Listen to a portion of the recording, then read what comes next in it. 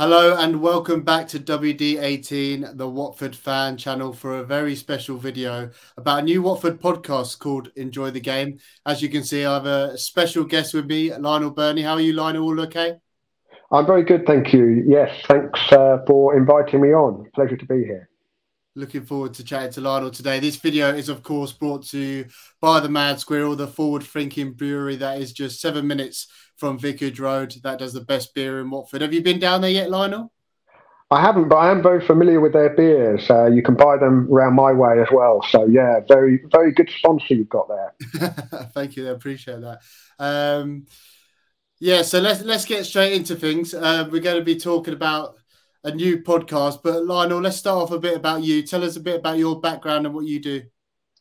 Well, I'm a sports journalist and a Watford supporter. Coming up to 40 years, I've been going to Vicarage Road now. I know, don't look old enough, do I? But I started my career at the Watford Observer. In fact, it was Andrew French, who's back covering the club now, who gave me my first break in sports journalism. And I suppose I owe that sports desk everything, really, not just the beginning of my career, but also kind of firing my passion for sports reporting and storytelling, which remains to this day. These days, I'm primarily a podcaster. I co-own and present the cycling podcast. We've been going 10 years now, which I think makes us kind of granddaddies of the podcast world. But I've also kind of indulged my passion for Watford Football Club. I've written several books about the club, and one of them, Enjoy the Game, we've turned into, I guess, a podcast, but it's more an audio book, really. It's a reading of the book by the very, very talented voice artist and actor Colin Mace, who is also a Watford supporter. And it's been produced by John Mooney, who lots of people will know as one of the co-hosts of From the Rookery End. He, as a kind of strange kind of meeting of worlds, he was our very first producer on the cycling podcast when we first covered the Tour de France in 2013. And so I've been on From the Rookery End a few times. And in fact, probably the first time was to talk about the book, Enjoy the Game, when it first came out. It was published in 2010. And I've just thought it's not going to be reprinted. You know, the world of printing has become a lot more expensive. The world's moved on. I'm guessing everyone who wanted to buy the book the first time round has done so. And so I thought, well, what could we do with it? And so Colin has read it absolutely brilliantly. And I'm looking forward to, well, I'm a little way through the first few chapters now, but it's a hefty piece of work. You know, each chapter sort of 20, 30 minutes long. And it tells the story of Watford's rise from the fourth division in 1977 through more or less to the point that Graham Taylor left in 87. And then there is a couple of chapters at the end about, you know, why it went so spectacularly wrong. But I mean, for Watford supporters, that is, especially somebody of my vintage, you know, that is the era when it just felt like, you know, I've said this before, but I thought every football club was like this. You know, I thought that every football club was, you know, a really kind of pleasant place for a child to go, because I was a kid in the 80s. And that every club had this fantastic upward journey that seemed to be never ending. Of course, since then, we've had the ups and downs and the ups and downs. And I suppose it's also no coincidence that the book was written during one of those kind of down periods. I started researching and writing it in 2009, you know, when, well, we didn't know anything about, you know, what was just around the corner then, I suppose, sort of 3 years away from the Poxo takeover. And it does feel a little bit like we're on the downers at the moment, doesn't it? It's been a difficult season and difficult couple of seasons. And I suppose it's at times like this that my comfort blanket is going back and kind of remembering the great days, remembering the days when, you know, any child, those formative visits to your football club, in our case, Vicarage Road, they are the ones that kind of stay with you. And so that's, I guess, why that era and why the book and now the audio book or podcast series kind of means so much to me. Yeah, I mean, it's such an incredible journey that the club went on. Obviously, with our audience, we have got kind of a younger audience, so I can't wait for them to have the opportunity to listen to it properly. Just on the book, where does the name come from, Enjoy the Game? Well, it was a slogan that the club started using in the early 1980s on the cover of the matchday programme. And it's just something that always stuck in my mind, really. It was kind of summed up the ethos of the club at the time. You know, Graham Taylor came in 1977 when the ground was probably more famous as a greyhound racing stadium. You know, one of the first things he did was kick out the greyhounds and improve the surface and just tidy the place up a bit. But he wanted to make the football something that would keep drawing people back. You know, entertainment was one of the key things about Graham's ethos, and he was quite happy to concede 3 goals as long as Watford scored 4, and his football kind of reflected that, and the whole match day experience reflected that. Now, again, I didn't really appreciate this at the time because I didn't travel to many away games when I was sort of 8, 9, 10 years of age. But English football was really in the doldrums in the late 70s and early 80s. You know, the grounds were crumbling and falling down. Most of them hadn't been redeveloped since, after the Second World War. And hooliganism was a real problem at a lot of clubs. And Watford really went in completely the opposite way to that. And they wanted to make Vicarage Road, Watford Football Club, somewhere that families, women would feel comfortable going. Now, we think back to the 80s, it was almost exclusively adult men watching football. There wasn't such a thing as a kind of a family area. Watford introduced a family area in the early 80s. And I think that slogan, enjoy the game, which they printed on the cover of the programme periodically, it wasn't on every single one, but it kind of summed up everything that the club was trying to do at the time. And it always just lodged in my mind. And it's what you hope for, isn't it? Whenever you go to the football, you hope obviously to win, but you hope that you're going to enjoy the game on some level. Yeah, exactly. And obviously you've interviewed loads of ex-players along the way for the book. Tell us some of the names that feature, and will they be in the podcast as well?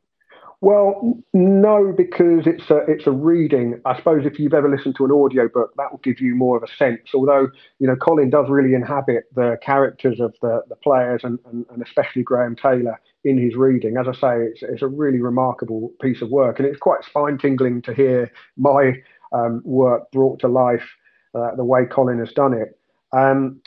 It was 2009, which was the 25th anniversary of the FA Cup final that Watford lost to Everton. And I think that was kind of what sparked my idea for doing the book in the first place. Back in then, at that time, there really wasn't a great deal.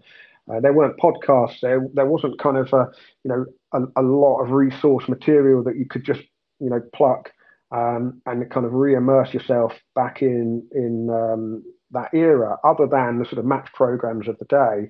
And I kind of wanted to catch up with those players 25, 20 years afterwards. And so I suppose it was initially a labour of love, sparked by my own desire to go and meet as many of my childhood heroes as I possibly could. And so, if memory serves, because it is a fair while ago now, the first player that I went to interview was Les Taylor, who captained the team in the FA Cup final because Will Froston was suspended.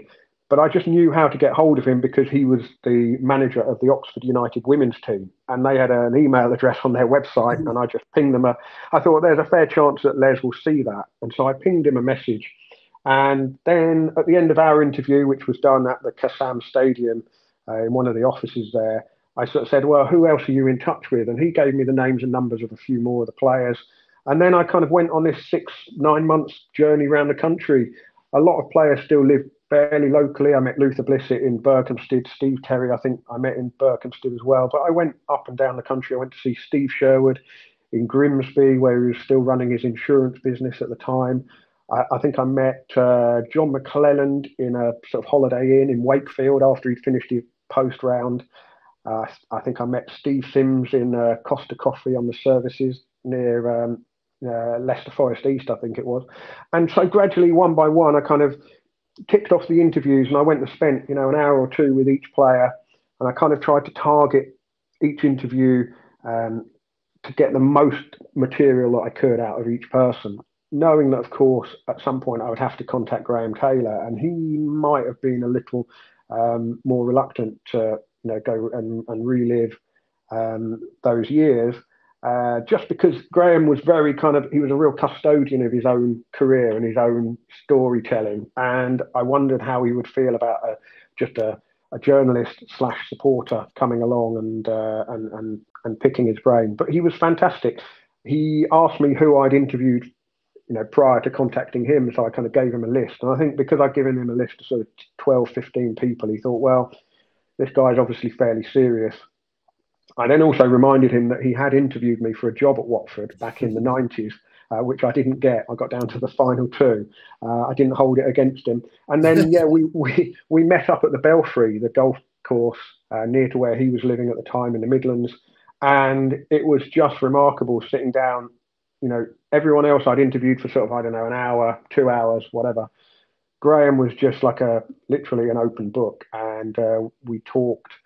He talked me through from sort of 1977 to about 1979, and I realised we'd been sitting there for sort of 2-3 hours.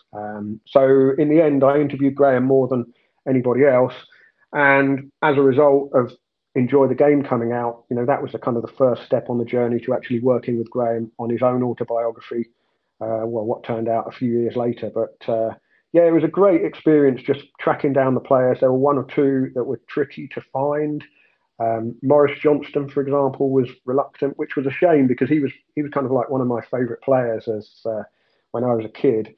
But we did have a brief conversation on the phone, and he agreed to answer some questions by email. But pretty much everybody else I contacted, because it was such a fantastic era for the club, and the highlight of many of those players' careers. Everyone was only too happy to sit down and talk to me and just summon up the memories of what was a great era, including, I have to say, someone who was involved at the tail end of my story in the book, Dave Bassett, the manager who took over, really the impossible job following Graham Taylor. But I actually found him, even though I went into that interview with a lot of preconceptions, because, I was, an impressionable age when Bassett took over as manager, and he dismantled my team, and it all went very bad very quickly. So it was impossible to do a sort of an unbiased interview with Bassett, but I actually found him quite engaging, quite open, quite honest about his own mistakes and failings. And I suppose I was just as interested in how it all unravelled as I was in how Graham had kind of constructed this fantastic era of not just a cup final and promotion to the first division, of course, and playing in Europe, but then repeated cup runs and keeping a club like Watford solidly in the top division for a number of years. How did it just suddenly evaporate overnight? And it was really interesting hearing some of the senior players like Tony Coton and John McClelland and Luther Blissett. They had their own ideas about why it went so badly wrong. And I think the fact that it did unravel so dramatically, almost lends an extra kind of quality and, a sort of sparkle of stardust and, a sense of an impossible job brilliantly done to the whole Graham Taylor era. Yeah, amazing. We'll speak about Graham Taylor and the book in a bit. I wanted to kind of just get a taste, and you talked about it kind of being spine-tingling and listening to it back. Is there a particular moment that something Colin kind of brings to life that really, really hit you and you thought, wow, and just a moment that you really enjoyed? I think just the start, really, just hearing somebody else read the words that, I've kind of long forgotten, if you like. I wrote this quite a long time ago. I've never actually picked it off the shelf and reread it. I'm very unlikely to do that. But just to be listening through, I must stress, I'm about 5 chapters in at the moment, so I'm still in the early stages. But I have kind of spoiled it a bit. I've listened to the chapter on the FA Cup run in 1984 and a little bit of the FA Cup final chapter. And it's just the way that he tells a story, reading something out loud is a skill. I think when you listen to any audiobook, especially one that's recorded by someone other than the person that wrote it, as it is in this case, to hear his interpretation of it, even just in the early chapters that I've got through so far, has been, it's been incredibly rewarding. And as I say, the hairs have gone up on the back of my neck, really, because we kind of forget almost just what an incredible story it was and what a time it was for Watford supporters. And I must stress, I wasn't there I was too young to be there in on the ground floor when Graham Taylor first took over in '77. I was kind of a bit of a bandwagon jumper. When my dad took me along, I mean, my dad has supported Watford since the '50s, but yeah, I kind of joined the story a few chapters in. And like I say, I just thought it'd been like this forever, you know. And it's actually on this day in 1983 where Watford, that comeback against Kaiserslautern in the UEFA Cup, our only European campaign. Tell us a Yeah, bit about that. Is there any standout stories from that campaign? yeah. Obviously, a few things. So the draw was made at UEFA headquarters somewhere in Switzerland. I forget where, but Eddie Plumley, who was the club's chief executive, so I guess the sort of Scott Duxbury of his day, if I can make that comparison, that might not be quite the right comparison, but that was the role he was in. And he just told a story about how he'd gone over to represent Watford at the UEFA Cup draw. He'd watched the draw be conducted in some kind of conference room at UEFA headquarters. It wasn't televised in those days, and his job was just to ring back to the office and say who Watford had got. And so he rings up, somebody on reception answers the phone. He says, "Oh, we've got Kaiserslautern of West Germany," and whoever it was on the other end of the phone went, "Oh," as if this was kind of just it meant almost nothing, and there was this sense of journeying into the unknown. At the time, Graham Taylor probably would have known who Kaiserslautern were, but they went off and scouted. He sent his coaches, John Ward and Steve Harrison, off to go and scout the opposition. Jimmy Gilligan, who actually scored the first goal in Europe in the away leg, which Watford lost 3-1, he also talked about he got given a bottle of champagne for having scored the first goal of Watford's first ever European adventure. And egged on by the other players, he decided to open that bottle of champagne on the flight. And, he said he got absolute daggers from Graham Taylor because, of course, Graham Taylor was not the sort of person that celebrated a 3-1 defeat against anybody. And then, of course, this was a time after the club had finished as runners-up to Liverpool with Ross Jenkins and Luther Blissett up front. Both of those had moved on. Luther, of course, had been sold to Milan for £1 million. And so the team were kind of down to the bare bones a bit. There was a real injury crisis as well through that whole period. And it meant that the two strikers who played up front in that home leg against Kaiserslautern were basically the reserve team strikers, Jimmy Gilligan, who I mentioned, and Ian Richardson. And I think Ian Richardson had been sent off at the weekend playing for the reserves against Millwall, if memory serves. And Graham Taylor called him into the office to tell him two things. One, that he was being fined £50 or whatever for having been sent off. And secondly, he was going to be starting up front in the UEFA Cup on Wednesday night. And they went into that match fully believing, even though they had almost a youth team out, really, because some of these lads were 18, 19 years of age. They really believed that they could turn over a very good, very seasoned West German side. And, well, they did. And, Graham Taylor says in the book, the moment he knew they had a real chance was when he saw the Kaiserslautern coach pull up at the top of Occupation Road and the players all got off wearing just kind of casual clothing. They weren't dressed for a kind of an away cup tie. And he thought, these guys think they've got this one. Let's just show them that they're not right. And, well, it was an incredible turnaround. And I suppose my whole kind of time supporting the club has been spent longing for another European adventure. And, well, we came blooming close, didn't we? But not quite. I know, sorry. I know. I think for me, that is my one dream as Watford fans, see us play in Europe. I think that I'll speak for many fans. So the fact that we can get kind of a glimpse and listen back to that's going to be special. Speaking about special, we talked about Graham Taylor. You helped him with his autobiography. Just tell us a bit about what made him so special and what he meant to you. Yeah, I mean, I don't say this lightly, but he was like a second father figure. And I think that's the same for a lot of people who, of my age, when you think back to the match day ritual in the 80s, you'd buy the programme, you'd roll it up and put it in your pocket, and you watch the game. And then I'd go home and I'd devour that match programme from start to finish. And so it felt like Graham Taylor was writing his manager's notes directly to you. And if you go back and read all of those manager's notes, they contain lessons for life as much as they do comments about how Watford are getting on, about how to conduct yourself, how to, take disappointment on the chin, how to strive to do the best you can. All of these kind of messages sort of, they went through so much of Graham's opportunity to speak directly to supporters. And being a kid, I suppose I sort of soaked all of that up. And, when he left, I can remember vividly the day he left, coming home from school, and my mum kind of broke the news in the car as if telling you that, something really awful had happened, and I guess in a way something really awful had happened. He was the only manager I'd ever known. Watford Football Club, I lived and breathed it as a child, as so many people do.